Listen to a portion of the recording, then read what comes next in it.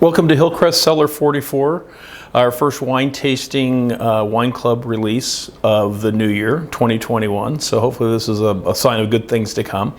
As many of you know, I like when we taste themes. And so two wines have come together for this tasting that have a theme of what warmer vintages or what warmer growing conditions have to do with how a wine feels, or you might almost even say the architecture. And we're all familiar with something like a peach. If you have a peach in a cool year, you bite into it and it's very kind of crisp and fresh and you get the acidity and the perfume of that. But in a warmer year, if you pick it a little bit later in the season where the peach is much softer and kind of sweeter smelling, you might get into like even overripe flavors in that.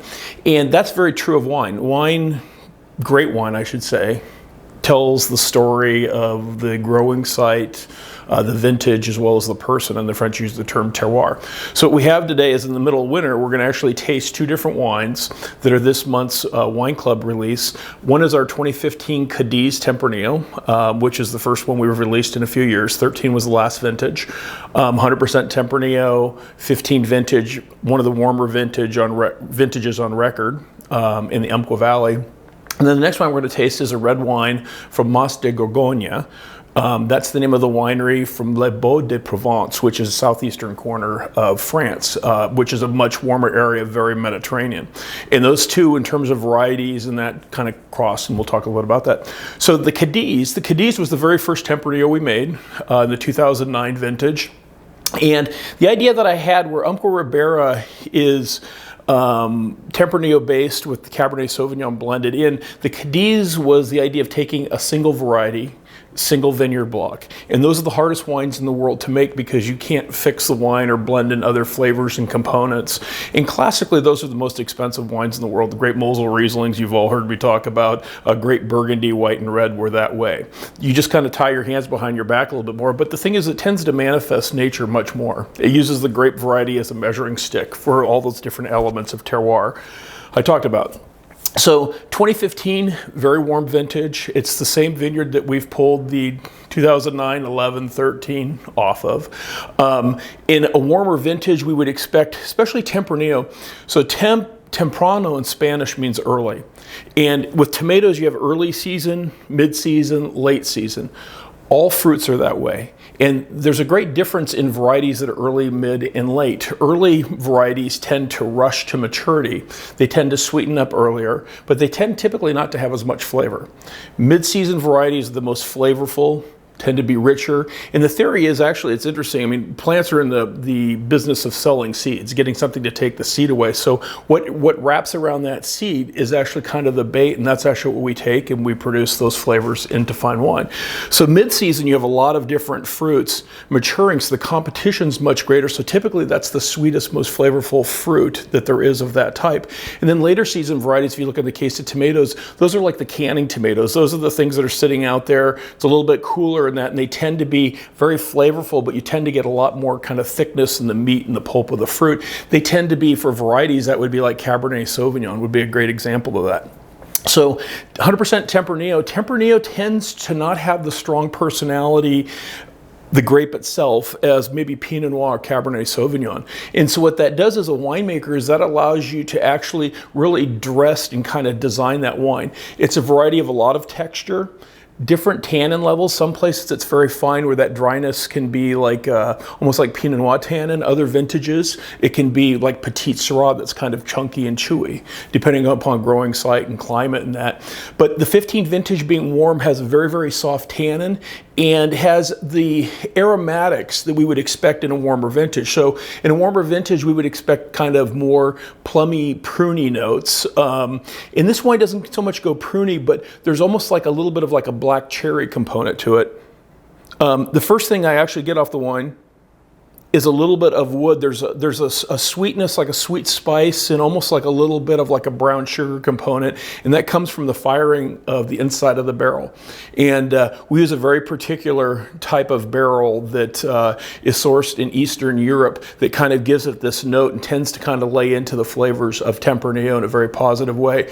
As a little side note, in Spain, really, it's the only region of Europe that uses American oak. And if you have, once again, a variety that's maybe not as strong in personality, the tools that you use to make the wine become more important. American oak has much greater impact, typically, than you'd find with European wood, French oak in particular. And so in Rioja, Spain, typically you have Tempranillo-based wines with things like Graziano, Mazzuelo, which is Carignan that you've all had before in wines like Pobleda.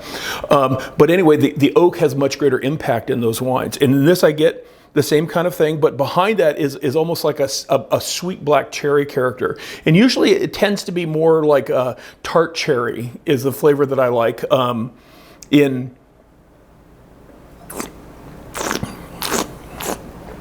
Tempranillo. But once again, this wine is meant to tell the story of a vintage. We don't look for consistency. We look for wines that taste great, but wines that really manifest the story of that vintage, with CADIZ in particular.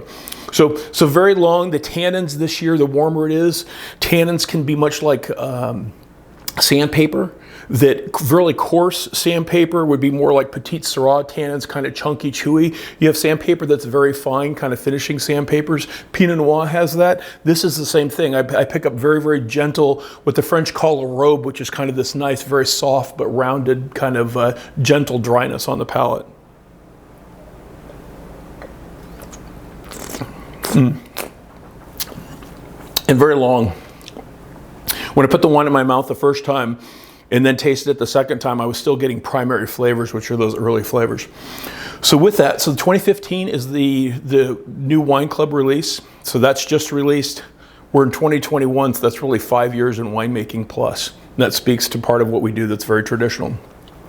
Mas de Gourgonnier, if you look at France, the very southeastern corner, the Alps kind of tail off. And the very southern part of the Alps in the southwestern corner is La Baude de Provence, which is a very famous, very beautiful village. One of my favorite movies in the world, part of it was shot there, which is a movie called Ronin.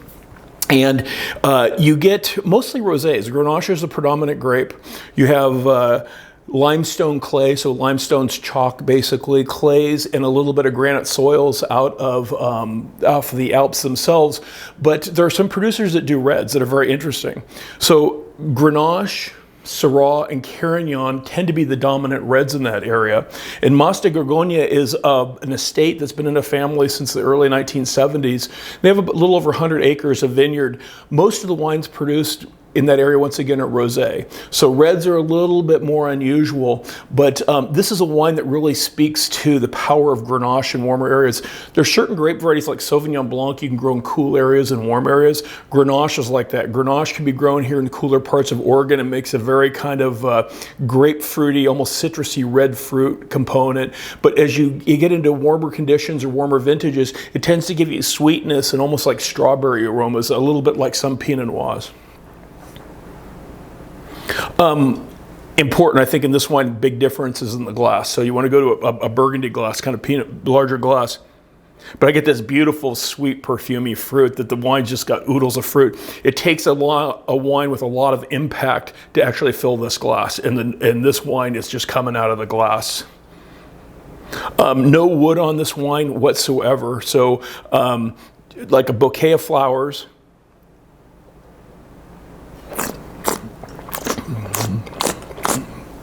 Very kind of sweet, full perfume. When I say sweet, I mean sweetness of fruit.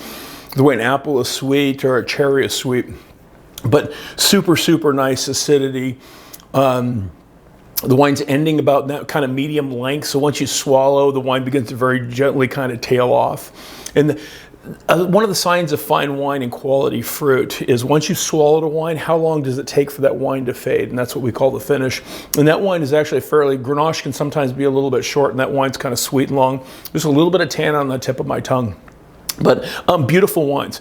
So I guess the point of the theme that I had was that here we are in the middle of winter. It's been a long time since we've smelled and tasted fresh fruit. This is an opportunity to smell and taste wines from a warmer climate. And a good friend of mine in Germany that Susan and I worked for many years ago used to say, it's like sunshine in a glass. When you smell that kind of ripe fruit character in that, it has much greater impact at a point in the middle of the winter, so something to really be enjoyed. Finally, to finish up with, we've done this in a recent tasting note, but we're actually actually releasing the Bianco 2017 as the white. And if you'd like to look back at 2 releases ago, we have a little bit of some interesting notes on that. And to finish up with, it's interesting oftentimes to contrast, and you can see great differences in that. And we've released out of the cellar just a little bit of the 2009 CADIZ, the 11, and the 13. And those wines drink beautifully. We opened the 9 and the 11 last night. And those wines are actually both pretty young. It's one of the abilities of Tempranillo is to age and develop in the bottle in a really, really beautiful way. So if it's something you'd like to see versus a warmer, more current vintage, to look at that difference, those wines are available, and you can contact us here at the winery. So without further ado, thank you for joining us. If you enjoy these, if you'd hit the subscribe button, if you'd like to share it, please do. And as we always do, to the Genie in the glass. Cheers.